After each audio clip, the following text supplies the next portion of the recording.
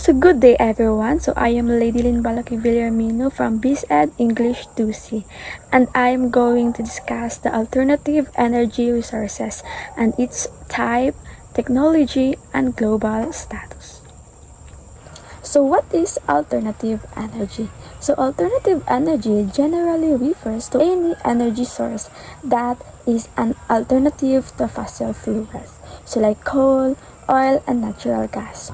So it defines that the alternative energy in contrast to the current dominant energy source, which is the fossil fuels. So it's often used interchangeably with renewable energy, energy derived from natural processes that are continuously replenished. So it clarifies that the common link to renewable energy is which is constantly replenished by nature. Unlike fossil fuels, these sources produce little to no greenhouse gas emissions, making them crucial for mitigating climate change. So it highlights that the critical environmental benefit like low zero emissions, linking the topic directly to climate change mitigation. So next is the core alternative energy resources. So first is the solar power. So harnessing energy from the sun using photovoltaic (PV) cells or concentrating systems. It is the solar energy is used commonly for heating, cooking, the production of electricity, and even in the desalination of seawater. So solar heat has long been employed in passively and actively heated buildings, as well as district heating systems. So the obstacles preventing the large-scale implementation of solar-powered energy generation is the efficiency of current solar technology and the cost. So currently, photovoltaic or the PV panels only have the ability to convert around 16% of the sunlight that hits them into electricity. So second is the wind power. So converting the kinetic energy of the wind into electricity using turbines onshore and offshore. So wind power. Rural communities often do not have access to the national grid. Wind-powered micro to the load the city. Rural areas can be effective in meeting local social and economic needs. So wind energy is the generation of electricity from the wind. So wind power plants have been set up in locations where the wind velocity is high. So these areas receive less rainfall compared to other parts of the country. So rainfall accompanied by wind in these areas will not affect electricity generation. So in the event these areas experience heavy rain, power generation will decline if heavy rains continue. So there will be a steady drop in electricity generation. The third one is the hydropower. So it is generating electricity from the flow of water, typically using dams or run-off river systems. Hydropower. Hydroelectric power comes from the potential energy of damped water driving a water turbine and generator. So another variation is to make use of water's kinetic energy or undamped sources such as tidal power. Then the geothermal energy. It is utilizing heat stored beneath the Earth's surface. Geothermal energy is the use of the Earth's internal heat to boil water for heating building or generating electricity. So geothermal energy is produced by tapping into the thermal energy created and stored within the Earth.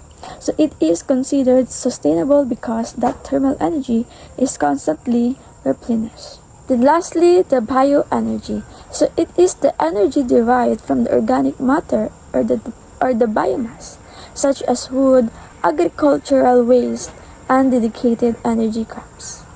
So bioenergy. So it's a major sources of current renewable energy using materials like corn for ethanol or wood for heat, and it is essential for future sustainable energy systems to requiring careful management to avoid negative impacts. So let's proceed to the words shift, the global status of alternative energy. So global renewable energy capacity is seeing recording-breaking growth year after year. It establishes that the transition is a global trend and is happening rapidly. So renewables plus nuclear now account for over 40% of global electricity generation. So it provides case statistics, the quality, the growth, added percentage of electricity, providing that alternative energy is moving from niche to mainstream.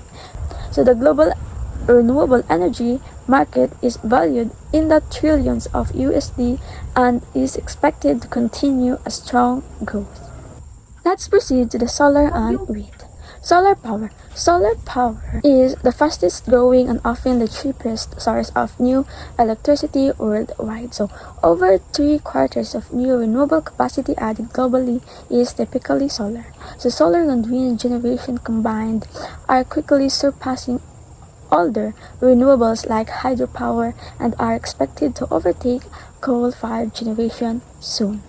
The solar PV is highlighted as the fastest growing due to massive cost decreases, making it the most competitive source of new power in many regions. So wind power, the second largest contributor to new capacity with significant growth in offshore wind projects. So China and the US are the largest drivers of wind energy expansion. So wind power is noted for its high capacity factors and the increasing importance of offshore wind, which provides a massive consistent energy resource close to major population centers. This slide reinforces why the growth is happening because these technologies are becoming cost-effective and scalable. Now, let's proceed to the challenges in the energy transition. So, growth is heavily concentrated in major economies. Significant regional disparities persist, making global clean energy access uneven. So, technology hard. So, solar and wind are valuable, requiring robust energy storage solutions like batteries to ensure that consistent power supply. And existing electricity grids often require massive modernization and expansion to handle large amounts of decentralized renewable energy. Supply chain and finance. Reliance on certain critical minerals like lithium, cobalt, and complex supply chains for key components. While investment is high, it needs to increase even more to meet targets like tripling global renewable capacity by 2030. First bullet.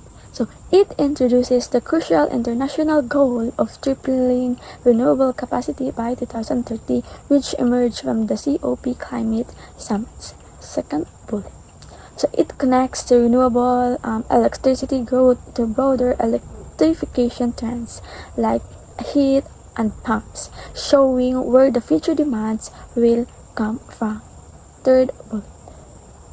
It mentions emerging technologies like green, hydrogen, long-duration storage that are necessary to decarbonize the hard-to-abate sectors like shipping and heavy industry, completing the picture of a fully clean energy system. So that's all. I hope you learned something. Thank you and God bless.